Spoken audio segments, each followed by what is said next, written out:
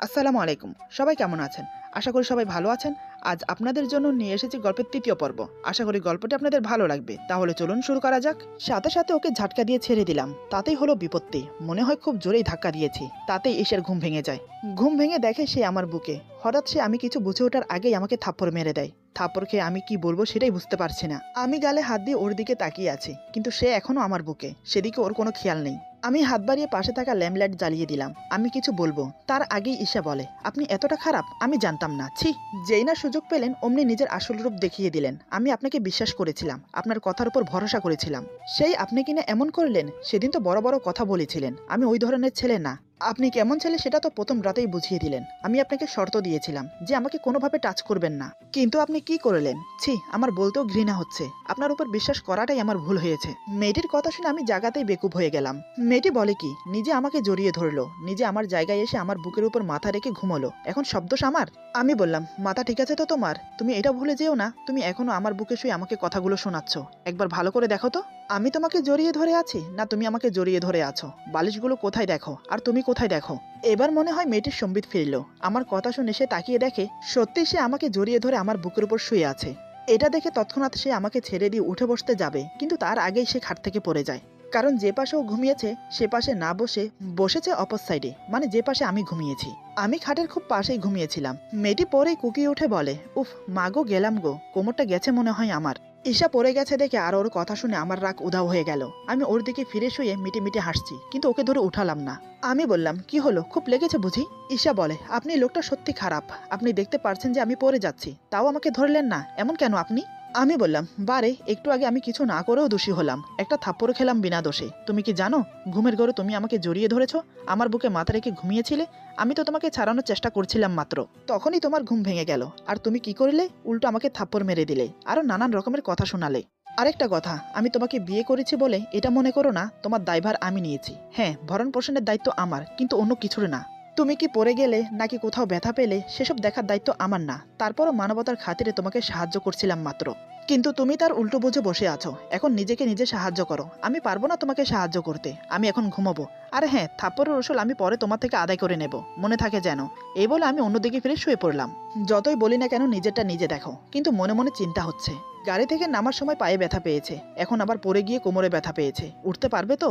এদিকে এসে আমার কথা শুনে স্তব্ধ হয়ে যায়। আমার কথাগুলো যেন ওর বিশ্বাসই হচ্ছে না। আমি যা বললাম সত্যি কি তাই? সে নিজেই আমাকে জড়িয়ে ধরেছে? সেটা কিভাবে হতে পারে? এসব কথা ভাবতে ভাবতে সে উঠে দাঁড়ানোর চেষ্টা করে, কিন্তু একটু উঠতেই সে আবার পড়ে যায়। কারণ পায়ের ব্যথা কোমরের ব্যথা দুটো মিলিয়ে উঠতে খুব কষ্ট হচ্ছে। আবার চেষ্টা করলো, কিন্তু এবারও পারলো না। তবে আবার ব্যথা পেয়ে কুকিয়ে ওঠে। আমি আর নিজেকে ধরে রাখতে পারলাম না। উঠে গিয়ে কোলে করে এনে বিছানায় শুয়ে দিলাম। এবার আর অনুমতি নেবার প্রয়োজন মনে করলাম না। আমি গিয়ে ডয়ার থেকে মলমটা নিয়ে আসি। তারপর ওর পায়ে লাগিয়ে আলতো করে মালিশ করতে থাকি। জীবনে এটাও করতে হবে ভাবতে পারিনি। ঈশা চুপচাপ শুয়ে আছে। আমি পায়ে কিছুক্ষণ মালিশ করে পাতলা একটা চাদর গায়ে দিয়ে বললাম, এখন ঘুমিয়ে পড়ো, সকালে বরং ডাক্তারের কাছে নিয়ে যাব। এই বলে আমি সোফায় গিয়ে শুয়ে পড়লাম। ঈশা মাথা তুলে আমার দিকে তাকিয়ে বলে, এই যে শুনছেন? আমি বললাম, কি হলো আবার, কিছু চাই? ঈশা বলে, না মানে বলছিলাম যে এখানে এসে ঘুমান না। আমি বললাম, একদম না, ভয় পাওয়ার কিছু নেই, আমি আছি এখানে। ঈশা বলে, আমার ভুলের জন্য আমি সরি বলছি তো, তারপরও আসুন না। এবার আমার বিরক্ত লাগছে। মেয়েটি নিজেও ঘুমোচ্ছে না, আমাকেও ঘুমোতে দিচ্ছে না। আমি বললাম, সমস্যা কি তোমার, বলো তো? আচ্ছা একটা কথা বলো তো, তুমি কি ছোট থেকেই এমন? ঈশা গভীর সুরে বলে, না, সেই রাত থেকে একা থাকতে খুব ভয় করে, খুব ভয় করে। এই বলে কান্না করে দেয়। চাদর দুহাতে খামচে ধরে মুখ ঢেকে কান্না করতে থাকে। মেয়েটির মুখে সেই রাতের কথা শুনে আমারও মনে পড়ে গেল সবকিছু। এমন একটা কাল রাত আমার জীবনেও এসেছে, সে রাত আমি কোনোদিনও ভুলতে পারবো না। আচ্ছা, মেয়েটা বেঁচে আছে তো? ওর কিছু হয়নি তো? আমার জন্য না জানি কত অপমান, কত লাঞ্ছনা সইতে হচ্ছে মেয়েটাকে। কেন যে সেদিন কাপুরুষের মতো পালিয়ে আসতে গেলাম। এদিকে ঈশা জোরে জোরে কান্না করছে। ওর কান্নায় আমার ধ্যান ভঙ্গ হলো। আমি গিয়ে ওর পাশে মেঝেতে বসে পড়ি। ওর মাথায় হাত বুলিয়ে বললাম, সরি, কিছু মনে করো না আমার ব্যবহারে। প্লিজ কান্না বন্ধ করো। আমি কি জানতে পারি সেদিন রাতে কি হয়েছিল? ঈশা কান্না করতে করতে বলে, না আমি বলতে পারবো না, তবে এইটুকু বলতে পারি, ওই রাত আমার জীবন অভিশপ্ত রাত ছিল। যে রাত আমার জীবন থেকে সবকিছু কেড়ে নিয়েছে, সেই থেকে আমি একা থাকতে খুব ভয় পাই। আরেকটা কথা, আমি ছেলেদেরকে খুব ঘৃণা করি। কোনো ছেলে আমার আশেপাশে থাকলে আমার অস্বস্তি হয়, আমি সহ করতে পারি না। মেয়েটির কথা শুনে আমার মনে খটকা লাগলো। এমন কি হয়েছিল ওই রাতে যার জন্য মেয়েটি একা থাকতে পর্যন্ত ভয় পায়, আর ছেলেদেরকেই বা কেন ঘৃণা করে? আমার কাছে সব গুলিয়ে যাচ্ছে। আমি চট করে ওর মাথার উপর থেকে হাত সরিয়ে নিলাম। একটু দূরে সরে বসে বললাম, তুমি ছেলেদেরকে ঘৃণা করো, কোনো ছেলে তোমার আশেপাশে থাকলে তুমি সহ করতে পারো না, কিন্তু আমিও তো একটা ছেলের মধ্যে পড়ি, তাহলে আমি তোমার পাশে থাকলে তোমার ভয় লাগবে না? ঈশা বলে, ভয় তো লাগে, কিন্তু কি করব, মজবুরি বলে একটা শব্দ আছে। বিপদে পড়লে বাঘের সাথেও রাত কাটাতে হয়, আমার ক্ষেত্রেও তাই। 2 দিন পর পর কেউ না কেউ দেখতে আসে, তার সামনে সংসেজে বসে পড়ো, যে দেখতে আসে তারই পছন্দ হয়ে যায়, কত রকমের বাহানা দিয়ে বিয়েটা ভাঙতে হয়। একমাত্র শুধু আপনি নিজের মুখ থেকে উচ্চারণ করেছেন বিয়েটা করবেন না, মানে জীবনও বিয়ে করতে চান না। কেন জানি না মন থেকে সাই এলো যে আপনার সাথে থাকলে আমি সুরক্ষিত থাকবো, তাই আপনার কথায় রাজি হয়েছি। আমি বললাম, আমাকে দেখে কি মনে হয় আমিও কি বাজে ছেলেদের মধ্যে পড়ি? ঈশা বলে, জানি না। আমি বললাম, আমাকে যখন এতই অবিশ্বাস, তাহলে না হয় আমি সোফায় গিয়ে ঘুমাই, তুমি এখানে ঘুমাও, ভয় পাওয়ার কিছু নেই, আমি আছি। এই বলে উঠতে যাব, তখনই ঈশা আমার হাত ধরে ফেলে। আমি ওর দিকে তাকাতেই অশ্রু ভেজা নয়নে আমার দিকে তাকিয়ে বলে, না। আমি নিচের দিকে তাকিয়ে বড় একটা নিঃশ্বাস নিলাম। জানি না আমার ভাগ্যে কি আছে, কিন্তু এই মেয়েটা যদি প্রতিনিয়ত আমার সাথে এরকম করে, তাহলে আমি সত্যি বলছি, যেটা আমি করতে চাইছি না সেটাই হয়ে যাবে। মানে মেয়েটার প্রতি আমি ধীরে ধীরে দুর্বল হয়ে পড়ব, তখন আমার ওকে ছাড়া এক মুহূর্ত চলবে না। কিন্তু আমি তো এটা চাই না। আমাকে ভাবতে দেখে ঈশা বলে, কি হলো, কি এত ভাবছেন? আমি বললাম, কিছু না, ঘুমাও, আমি ওপাশে ঘুমোচ্ছি। এই বলে উঠে মাঝখানের বালিশগুলো ঠিক করে শুয়ে পড়লাম। নানান কথা ভাবতে ভাবতে একসময় ঘুমিয়ে পড়ি। এদিকে ঈশা মনে মনে ভাবছে, বিয়ের প্রথম দিন থেকে এসব আমার সাথে কি হচ্ছে, না জানি লোকটা আমাকে কি ভাবছে। কিন্তু আমি কি করব, আমার সাথে যা হয়েছে তারপরে তো কাউকে বিশ্বাস করা অসম্ভব। তবে এই লোকটাকে কেন জানি বিশ্বাস করতে মন চায়। লোকটা কি সত্যি ভালো, নাকি লোক দেখানোর জন্য ভালো সেজে বসে আছে, কে জানে। এসব ভাবতে ভাবতে সেও একসময় ঘুমিয়ে পড়ে। সকালে ঘুম ভাঙলো দরজা ধাক্কানোর শব্দে। আমি উঠে দেখি ঈশা এখনো ঘুমোচ্ছে, তাই আমি গিয়ে দরজা খুলে দেই। দরজা খুলতেই কাজের মেয়ে চুমকি বলে, ছোট ভাইয়া আপনাদের জন্য নিচে সবাই অপেক্ষা করছে, ছোট মা তাড়াতাড়ি নিচে যেতে বলেছে। আমি বললাম, তুই যা, আমি আসছি। আমার কথা শুনে চুমকি চলে গেল। আমি আবার দরজা লাগিয়ে ঈশার পাশে এসে বসি। ঈশাকে ডেকে বললাম, এই ঈশা, সকাল হয়ে গেছে, ওঠো, সবাই আমাদের জন্য নিচে অপেক্ষা করছে। আমার কথা শুনে ঈশা আড়মোড়া ভেঙে উঠে বসে। আমি বললাম, শুভ সকাল, ঘুম কেমন হলো? ঈশা বলে, আর ঘুম, নতুন জায়গা তো, তাই একটু সমস্যা হচ্ছে, হয়তো পরে ঠিক হয়ে যাবে। আমি বললাম, ঠিক আছে, এখন উঠে ফ্রেশ হয়ে নাও, নিচে আমাদের জন্য সবাই বসে আছে। এই বলে আমি আগে ফ্রেশ হতে চলে গেলাম। কিছুক্ষণ পর আমি বেরিয়ে আসলে ঈশা উঠে যেতে চায়, কিন্তু পারে না, আবার পা ধরে বসে পড়ে। কারণ পায়ের ব্যথা আগে থেকে আরো বেড়েছে, পা ফুলে কালো হয়ে গেছে। আমি বললাম, কি হয়েছে, পায়ের ব্যথা কমেনি? আমার কথা শুনে ঈশা পা দেখিয়ে বলে, না, এই দেখুন না, আরো ফুলে গেছে, ব্যথাও করছে খুব। আমি বললাম, তাহলে তোমার নিচে যেয়ে কাজে নেই, তোমার নাস্তা উপরে পাঠিয়ে দিতে বলছি। আর আমি ডাক্তার আঙ্কেলকে ফোন করে দিচ্ছি, উনি চলে আসবে কিছুক্ষণের মধ্যে। ঈশা বলে, তা না হয় ঠিক আছে, কিন্তু আমি এখন ওয়াশরুমে যাব কিভাবে? আমি বললাম, এখন তুমি বলো কিভাবে যেতে চাও, গাড়ি বুক করবো ওয়াশরুম থেকে রুম, নাকি আমি নিয়ে দিয়ে আসবো? আমার কথা শুনে ঈশা রেগে যায়। ঈশা বলে, মজা করছেন আমার সাথে? দেখতে পারছেন আমি হাঁটতে পারছি না। আমি বললাম, দেখতে তো পারছি, তাই তো জিজ্ঞেস করছি কিভাবে যেতে চাও। ঈশা বলে, বেশি কথা না বলে আমাকে দিয়ে আসুন। আমি বললাম, ওকে, তোমার দেখছি অভ্যাস হয়ে যাচ্ছে আমার কোলে চড়া, কাল থেকে এই নিয়ে 3 বার, ব্যাপার কি বলো তো? ঈশা বলে, আমি কি ইচ্ছে করে আপনার কোলে উঠছি? নিহাত কাল পা মচকে গিয়েছিল, তাই এত সমস্যা হচ্ছে, নয়তো আপনার কোলে চড়া আমার বয়ে গেছে। আমি বললাম, আমারও বয়ে গেছে তোমাকে কোলে ওঠাতে। এই বলে আমি ওকে কোলে নিয়ে ওয়াশরুমে দিয়ে এসে বাইরে দাঁড়িয়েছিলাম। কিছুক্ষণ পর আবার নিয়ে এসে খাটে বসিয়ে দিলাম। মনে মনে ভাবছি, বিয়ে না করে একাই তো ভালো ছিলাম, এখন দেখো অন্যজনের খেদমত করতে হচ্ছে, কি কপাল মাইরি। এক ঝামেলা থেকে বাঁচতে হাজারটা ঝামেলা মাথায় নিয়ে বসে আছি। আমি ওকে খাটে বসিয়ে নিচে চলে এলাম। আমাকে একা নিচে নামতে দেখে মা জিজ্ঞেস করে, কি রে, তুই একা যে, বোমা কোথায়?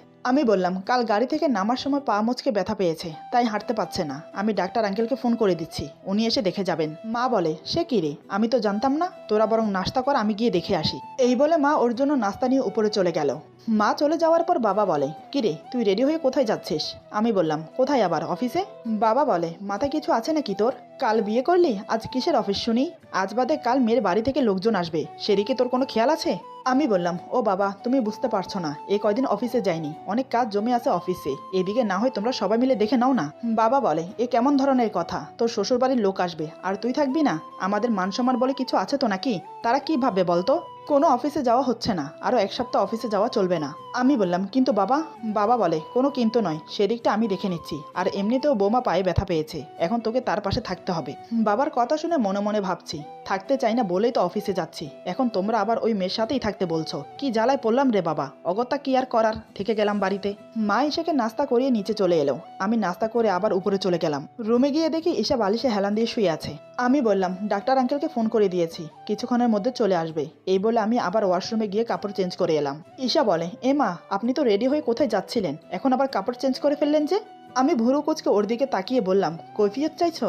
ঈশা বলে, আরে না না, কৈফিয়ত চাইবো কেন? আমি তো ব্যাস এমনি জিজ্ঞেস করছিলাম, বলতে না চাইলে বলবেন না, সমস্যা নেই। আমি শার্টের হাতা ফোল্ড করতে করতে বললাম, আমার কোনো কিছুতে ইন্টারফেয়ার না করলে আমি খুশি হব। আমার কথা শুনে আর একটাও কথা বলে না ঈশা, মুখ কালো করে বসে আছে। আমি সেটা লক্ষ্য করে বললাম, কি হলো, মুখটা এভাবে লটকিয়ে রেখেছো কেন? আবার কি হলো? ঈশা আমার দিকে এক নজর তাকিয়ে বলে, আপনি এমন কেন? আমি বললাম, কেমন আমি বুঝলাম না। ঈশা বলে, এই সব কথাতে কেমন সবকিছু উল্টো বোঝেন? আমি বললাম, এখানে উল্টা বা ভাবনা বোঝার কোনো কিছুই হয়নি, শুধু দূরত্ব বজায় রাখার চেষ্টা করছি। আমি চাই না আমাদের মাঝে কোনো সম্পর্ক গড়ে উঠুক, তাই সবসময় নিজেকে সংযোগ রাখার চেষ্টা করছি। ঈশা আমার কথা শুনে বিড়বিড় করে বলে, ইস, এখানে ওনার সাথে যেন কেউ প্রেমের আলাপ করছে, যেন কেউ বলছে আমার সাথে প্রেম করবে, যত সব। আমি বললাম, বিড়বিড় করে কি বলা হচ্ছে শুনি? যা বলবে স্পষ্টভাবে বলবে, বিড়বিড় করবেন আমার সামনে। এই বলে একটা বই নিয়ে বারান্দাতে চলে গেলাম। এদিকে এসে আমাকে বারান্দায় চলে যেতে দেখে রাগে ফেটে পড়ছে। চোখগুলো ছোট ছোট করে তীক্ষ্ণ দৃষ্টি বারান্দার দিকে রেখে মনে মনে বলে, একটা হনুমান, আমাকে একা রেখে দেখো বইয়ের সাথে প্রেম করতে চলে গেছে। একটি বারও ভেবে দেখলো না আমার কথা। আমি একটা অসহায় মেয়ে একা একা বসে কি করব? পায়ের ব্যথার জন্য নিচেও যেতে পারছি না। নিচে তো শাশুড়ি মা শ্বশুর বাবা দুজনেই আছে, তাদের সাথে না হয় গিয়ে গল্প করতাম, তাহলে আর এই খাচ্চর লোকটার এত কথা শুনতে হতো না। এদিকে আমি বই না পড়ে মনে মনে ভাবছি, মেয়েটা এখানে আমার ভরসায় এসেছে।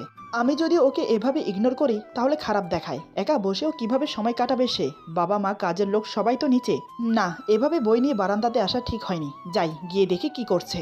এই ভেবে বইটা টেবিলের উপরে রেখে রুমে এসে দেখি ঈশা গাল ফুলে শাড়ির আঁচল আঙ্গুলে পেঁচাচ্ছে। আমি কিছু বলতে যাব, তার আগে দরজার বাইরে চুমকির গলা শুনতে পেলাম। চুমকি বলছে, ছোট ভাইয়া ডাক্তার আঙ্কেল এসেছে। আমি ওর কথায় বাইরে এসে ডাক্তার আঙ্কেলকে সালাম দিলাম। তিনি সালামের উত্তর দিয়ে বলে, কেমন আছো বাবা? আমি বললাম, জি আঙ্কেল, আলহামদুলিল্লাহ, আপনাদের দোয়ায় ভালো আছি। কৌশল বিনিময় করে ডাক্তার আঙ্কেলকে রুমে নিয়ে এলাম। বাহিরে আমাদের কথা শুনে ততক্ষণে ঈশা নিজের কাপড় ঠিক করে বসে পড়ল। ডক্টর আঙ্কেল রুমে প্রবেশ করতে সালাম দিল। ডক্টর আঙ্কেল একগাল হেসে সালামের উত্তর দিয়ে বলে, কেমন আছো মামনি? ঈশা বলে, আলহামদুলিল্লাহ ভালো আছি, আপনি কেমন আছেন? আঙ্কেল বলে, এই তো মা, অনেক ভালো। তা তোমার কি সমস্যা হয়েছে মা, আমাকে বলো। ডক্টর আঙ্কেলের কথা শুনে ঈশা এবার আমার দিকে তাকায়। আমি ব্যাপারটা বুঝতে পেরে বললাম, আঙ্কেল পা মস্কে গিয়ে ব্যথা পেয়েছে। তারপর ঈশাকে বললাম, পাটা দেখাও। আমার কথা মতো ঈশা চাদরের নিচ থেকে পাটা বের করে দেখালো। ডাক্তার আঙ্কেল ভালো করে পা দেখে তারপর পায়ে মেডিসিন লাগিয়ে কিছুক্ষণ মালিশ করে ব্যান্ডেজ করে দিল। আঙ্কেল বলে, তেমন কোনো সমস্যা হয়নি, 2-1 দিনের মধ্যে ঠিক হয়ে যাবে। আমি কিছু মেডিসিন লিখে দিচ্ছি, সেগুলো নিয়মিত খেলে ঠিক হয়ে যাবে। এই বলে আঙ্কেল মেডিসিনের স্লিপ দিয়ে চলে গেল। আমি আঙ্কেলকে কিছুটা দূর এগিয়ে দিয়ে ওর জন্য মেডিসিন নিয়ে সোজা বাড়িতে চলে এলাম। দুপুরের খাওয়া দাওয়া আমি আর ও একসাথে রুমে করলাম। মা বলেছে তাই, না জানি আরও কি কি করতে হবে সেটাই ভেবে পাচ্ছি না। দুপুরের মেডিসিন খেয়ে ঈশা কিছুক্ষণ ঘুমিয়ে নিল, কারণ কাল রাতে ভালো করে ঘুম হয়নি তাই। বিকেলের দিকে চুমকে এসে আমাদের দুজনের জন্য কফি দিয়ে গেল। আমি বই পড়তে পড়তে কফিতে চুমুক দিচ্ছি, এদিকে ঈশা কফিতে চুমুক দিচ্ছে আর আমার দিকে আর চোখে তাকাচ্ছে। ব্যাপারটা আমার চোখ এড়ালো না। আমি বইয়ের দিকে চোখ রেখেই বললাম, কি ব্যাপার, কিছু বলবে? এতক্ষণ মনে হয় এটা শোনার জন্য ওয়েট করছিল। আমার কথা শুনে কফির মগটা টেবিলের উপর জোরে রেখে বলে, আচ্ছা আপনার সমস্যা কি বলেন তো? আমি বইয়ের দিকে চোখ রেখেই বললাম, কেন, আমি আবার কি করলাম? ঈশা বলে, আপনি আমার সাথে কথা বলছেন না কেন? আমি বললাম, আমার জানা মতে এমন কোনো ডিল হয়নি যে আপনার সাথে বসে বসে কথা বলতে হবে। এমন কোনো ডিল হয়েছিল কি? ঈশা বলে, কথা বলতে ডিল করতে হয় বুঝি? আগে তো জানতাম না। আমি বললাম, তা অবশ্য ঠিক, কথা বলতে কোনো ডিল করতে হয় না, কিন্তু আমি কি কথা বলবো তোমার সাথে? তোমার কোনো কথা থাকলে বলতে পারো, আমি শুনছি। ঈশা বলে, সত্যি আপনি একটা অদ্ভুত মানুষ, কেমন কেমন যেন। মানুষের কত ধরনের কথা থাকে, কলেজ লাইফের কথা, স্কুল লাইফের কথা, কত কত হারানোর স্মৃতি থাকে, সেসব নিয়েও তো মানুষ গল্প করতে পারে। কি খেতে পছন্দ করেন, কোন কালার আপনার পছন্দ, কি করতে ভালোবাসেন, কত ধরনের কথা আছে। আর আপনি বলছেন আমার সাথে কি কথা বলবেন? এ কেমন ধরনের কথা? এবার আমি বইটা বন্ধ করে ওর দিকে তাকিয়ে বললাম, আচ্ছা আমার পছন্দের খাবারের কথা বললে তুমি কি বানিয়ে খাওয়াবে? আমার কোন কালার পছন্দ সেটা জেনে তুমি কি করবে? আমি কি করতে ভালোবাসি সেটা জেনেও তুমি কি করবে? আর হ্যাঁ, আমার সম্পর্কে জানা বন্ধ করো। তোমার নিজের ব্যাপারে কিছু বলার থাকলে বলতে পারো, আমি শুনছি। আমার মনে হয় আমার কথায় ও মনে কষ্ট পেয়েছে। আমার দিকে করুণভাবে তাকিয়ে আছে। আমি মনে মনে ভাবছি, মনে হয় একটু বেশিই বলে ফেলেছি। কি করব, আমি তো চাই না ওর সাথে বেশি কথা বলতে। বেশি কথা বললে যদি দুর্বল হয়ে পড়ি ওর প্রতি, তাই নিজেকে গুটিয়ে রাখার চেষ্টা করছি। মেয়েটা কি সেটা বুঝতে পারে না? আচ্ছা আসলে ও কি চায় জিজ্ঞেস করবো একবার। না, এভাবে কথা না বললে বুঝতে পারবো না ওর মতলব কি। এসব ভেবে আমি ওর দিকে ঘুরে বসলাম। ঈশা নিচের দিকে তাকিয়ে কফি খাচ্ছে, বুঝতে পারলাম রাগ করে আছে। আমি বললাম, রাগ করলে তোমাকে আরো সুন্দর লাগে। হঠাৎ আমার মুখে এমন কথা শুনে ঈশা আমার দিকে চোখ তুলে তাকায়, কিন্তু মুখে কিছু বলে না। আমি বললাম, তুমি আমার উপর রাগ করেছো? ঈশা বলে, আপনি আমার কে হন যে আমি আপনার উপর রাগ করব? আমি বললাম, তাও ঠিক, আমি তোমার কে হই? কারোর উপর রাগ করতে কিন্তু আপনজন হতে হয় না। ঈশা বলে, আমি রাগ করলে আপনার কি? আমি বললাম, তার মানে তুমি আমার উপর রাগ করেছো। আমি জানি মাঝে মাঝে আমি তোমাকে হার্ট করে ফেলি, কিন্তু কি করব বলো, আমি চেয়েও নিরুপায়। আমাদের বিয়ে হয়েছে আজ 2 দিন। এই 2 দিনে প্রায় ইচ্ছে করতো তোমার সাথে মন খুলে কথা বলি, কিন্তু ঈশা বলে, কিন্তু কি? আমি বললাম, আসলে আমার জীবনে একটা পিছু ইতিহাস আছে যেটা আমাকে সবসময় কুরে কুরে খায়, যেটা আমি কাউকে বলতেও পারছি না। আসলে আমি নিজেও জানি না আমি কি করেছি। আমি কিছু না জানলেও সেটা আমিই করেছি, এটা আমি কনফার্ম করে বলতে পারি। মানুষ অপরাধ করে ভুলে যায়। একটা কথা বলো তো, আমি কেন পারছি না ভুলতে? বন্ধুদের সামান্য একটু মজার জন্য আজ আমি অনেক বড় একজন অপরাধী, যেটা আমি কারোর সাথে শেয়ার করতে পারছি না, এমনকি নিজের মা বাবার সাথেও না। কারণ কেউ বিশ্বাস করবে না আমাকে, প্রথম আঙ্গুল আমার দিকেই উঠবে, তার সাথে আমার মা বাবার সম্মানও জড়িয়ে আছে। আজ তোমাকে একটা সত্যি কথা বলি, তুমি আমাকে কি ভাববে আমি জানি না, তবে সত্যিটা না বলেও পারছি না। তোমাকে প্রথম দেখাতেই আমার পছন্দ হয়, মনে একটা বাসনা জাগে তোমাকে পাওয়ার। কিন্তু তারপরও আমি নিরুপায়। তোমাকে বিয়ে করার কোনো ইচ্ছেই আমার ছিল না, আমি চাইনি তোমাকে আমার জীবনের সাথে জড়াতে। কিন্তু ভাগ্যের কি নির্মম পরিহাস, যার নসিবে যে আছে সে তাকে পাবেই, সেটা যে কোনো উপায়ে হোক। এখন তুমি এটা ভেবো না তোমাকে আমি চেয়েছি বলে বিয়ে করেছি। বিয়ে করার একটাই উদ্দেশ্য ছিল, প্রতিদিন বিয়ের প্যারা থেকে বাঁচার জন্য। উঠতে বসতে খেতে চলতে ফিরতে সবসময় আমার মায়ের মুখে বিয়ের কথা। জানি না উনি কেন এমন করতেন, কিন্তু তোমার মতো কাউকে পাইনি যে আমার মতো বিয়ে করতে চায় না। তোমার আমার একটাই উদ্দেশ্য ছিল, সারা জীবন বিয়ে না করা। কিন্তু আমাদের বিয়ে তো হলো, তবে আমরা আমাদের মতো করে চলবো। আমার কথায় কখনো কিছু মনে করো না, পারলে আমাকে ক্ষমা করে দিও। ঈশা এতক্ষণ মনোযোগ দিয়ে আমার কথা শুনছিল। এবার সে একটা দিক নিঃশ্বাস ছেড়ে বলে, বুঝলাম আপনার কথা, কিন্তু আমার সাথে কথা বলতে সমস্যা কোথায়?